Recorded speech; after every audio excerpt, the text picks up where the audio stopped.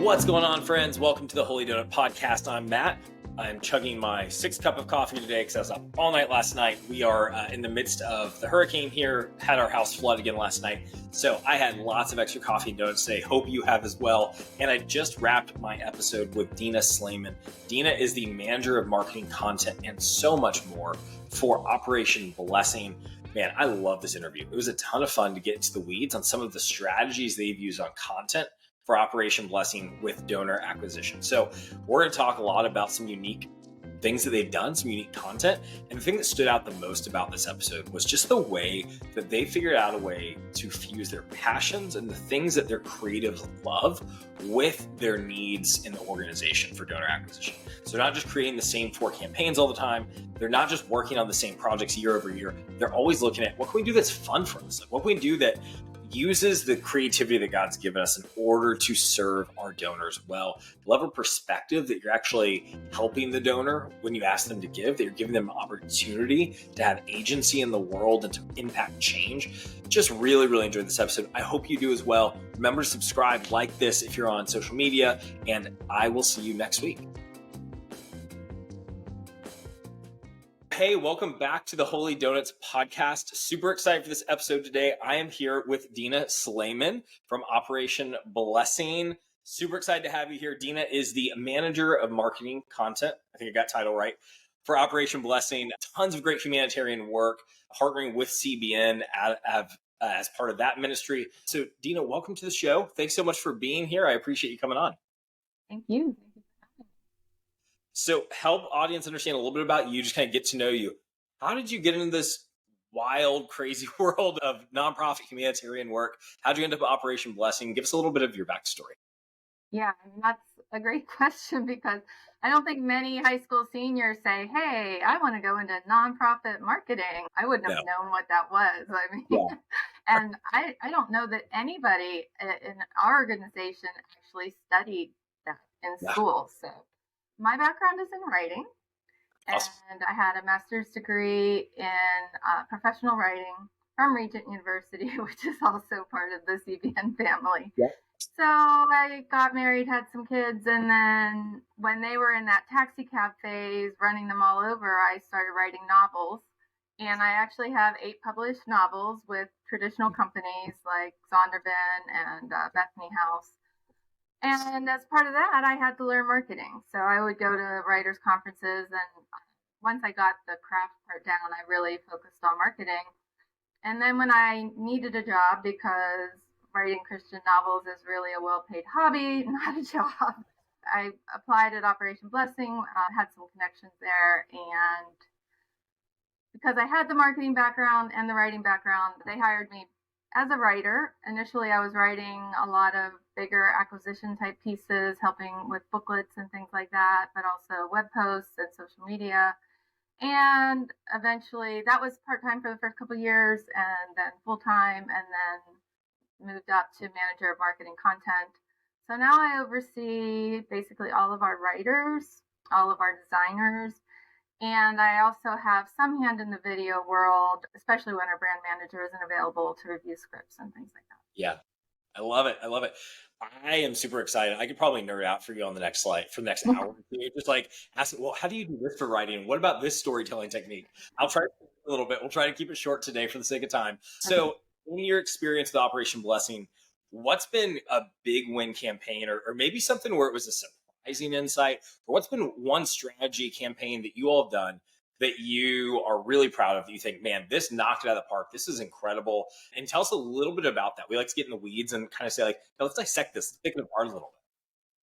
Well, I mean, our basic thing we always do is the name, report, repeat. I'm sure you guys have probably talked about that at some point. I'm trying to think of like a really cool campaign, but honestly, my favorite thing to work on is our Blessings magazine, which people love. I think people really look forward to it and read it. And I do most of the editing and the overseeing for that. Where some people just do a little newsletter, we actually have traditionally done a short magazine every month. And our writers love it. Our designers love it. Like, we are creative people in our department. So we love when, in addition to fundraising and marketing, we can do really cool creative things.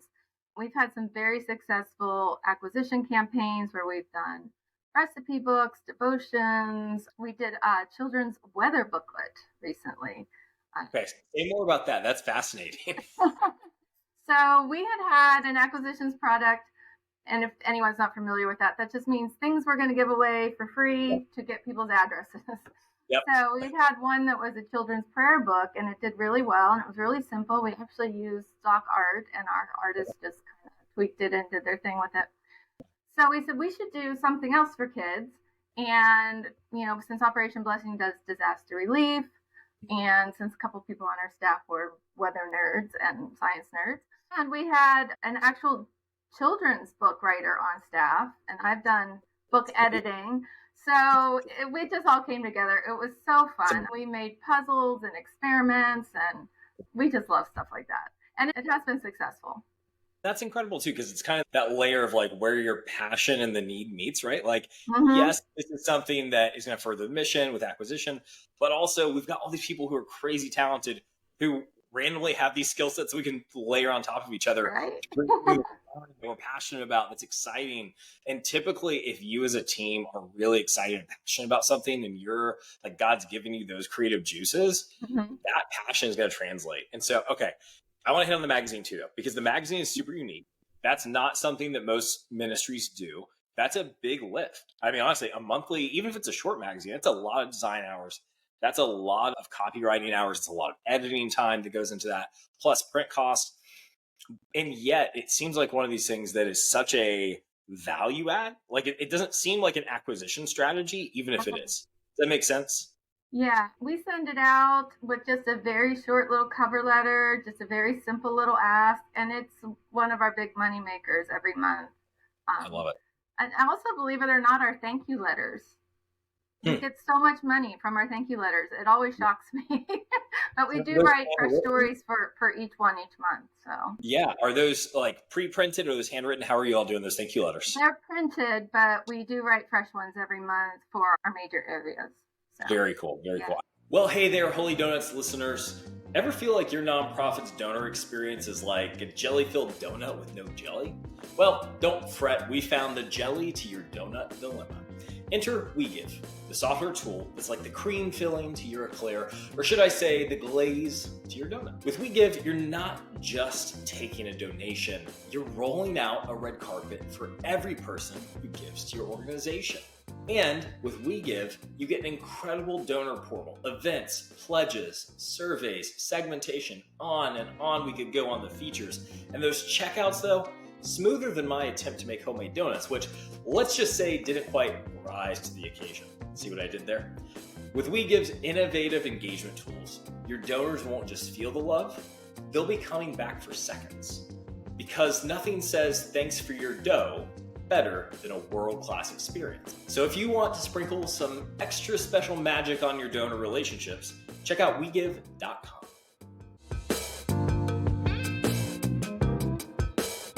Back to the magazine, we use it to do a lot of things for us. So we write the magazine articles. We have a few writers on staff. And then we have a designer who does just the magazine. She's part-time. But then we take those magazine articles, we send an email about the magazine. We take those magazine articles, we put each one on the website. So that's some of our web story and web posts and populating that. And then one of our video people will take one of those stories and send it over to the 700 Club when they need a feature. So it really has become the place where we start, a lot of our media. And then we post on social media about what's in the magazine and what's on the web post. So it makes it all worthwhile, I think. Yeah, it does. We talk about that a lot with our clients about what's the atomic content piece, that thing that's like seemingly a small little thing, but if you do that right, it explodes out into a bunch of other stuff, right? Yeah. So a video podcast can be one like what we're doing right now, right? Like, okay, you have one conversation, but we can turn that into blog articles, we can turn that into short video clips, we can turn that into audio, all these different mediums. And it sounds like that magazine for you all has kind of become that atomic content piece. We also do a fundraising letter package, appeal package each month. And in that, it's more of a direct ask, and we often give a little gift or something with it. And we reuse that as well. But the magazine really has all that story potential for us. Right. I love it. I love it. Okay. So we went really, really in the weeds. Now we're going to go big macro for a minute. What's the trend that you're seeing in Christian nonprofit world that's got you really excited? And what's one that's maybe giving you some pause, or you're saying, oh, we need to be careful about that? Any thoughts come to mind for either one of those questions? I kind of shifted a little bit to one thing I was thinking about, that the acquisition side for me is exciting.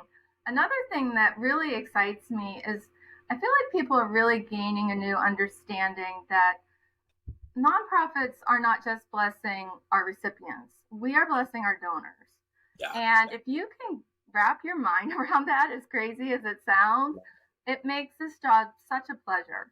Like when the wildfires hit Maui, what are we all going to do? And people are watching and they're horrified and they're upset and they want to do something and they don't know what to do.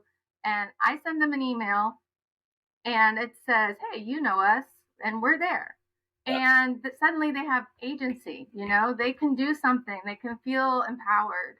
And I do think it's a blessing. And of course, we also try to bless our donors with offering them devotional guides, cookbooks from around the world, various things like that, so that we're also encouraging them. We want them to feel like part of a family.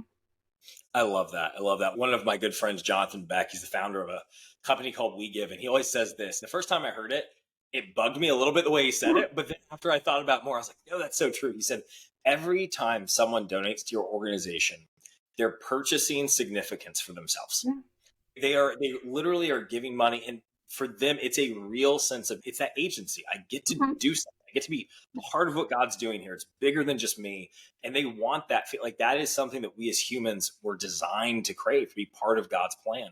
But when we don't give them that or give them that opportunity, we really rob them of the joy of what it means to be blessed by giving. And so I love that you bring that. Of course, the spiritual side even goes beyond that. We know that God loves a cheerful giver.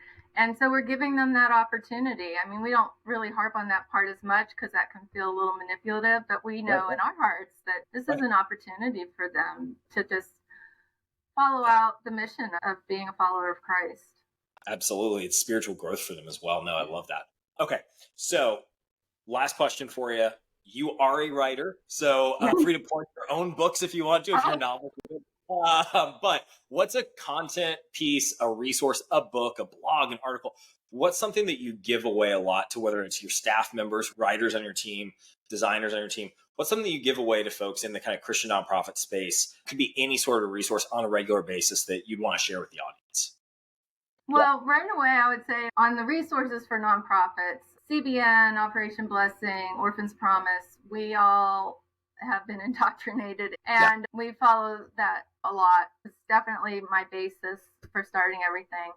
Yeah. But I also really like the Nonprofit Marketing Summit that takes place once a year online. It's free. It's all nonprofits.